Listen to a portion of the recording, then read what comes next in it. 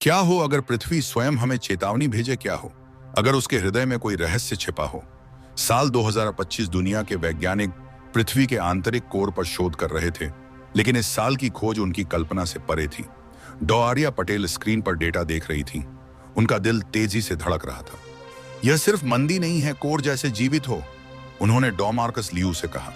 आंतरिक कोर वर्षों से धीमा हो रहा था, लेकिन नई भूकंपीय तरंगों से पता चला कि यह केवल धीमा नहीं हो रहा, बल्कि बदल भी रहा था। पृथ्वी के केंद्र का लौह निकेल गोला विकृत हो रहा था। आर्या और मार्कस ने विश्व नेताओं को बताया, हम हमेशा मानते थे कि कोर ठोस है, लेकिन यह गतिशील है। इसका आकार और गति पृथ्वी के घूर्णन और चुंबकीय क्षेत्र को प्रभावित कर रहे हैं। दुनिया ने सांसें थाम ली। कोर की गतिविधि से पृथ्वी के दिन की लंबाई प्रभावित हो रही थी। जीपीएस में गड़बड़ियां आईं, उपग्रह अपनी कक्षाओं में विचलित होने लगे। वैज्ञानिकों ने अनुमान लगाया कि वैश्विक समय गणना बदल सकती है। फिर असामान्य घटनाएं हुई, कंपास दिशा भटकने लगे, भूमिगत कंपन महसूस हुए और विद्युत चुंबकीय तरंगों के विस्फोट संचार नेटवर्क बाधित करने लगे। कुछ ने इसे प्राकृतिक प्रक्रिया कहा, कुछ ने छिपी ऊर्जा या प्राचीन शक्ति के जागरण की आशंका जताई।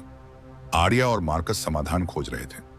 तभी प्रयोगशाला में कंपन हुआ, स्क्रीन झिलमिलाने लगी और फिर पृथ्वी के कोर से एक स्पंदन पूरी दुनिया में गूंज उठा। पृथ्वी ने संदेश भेजा और मानवता सुन रही थी।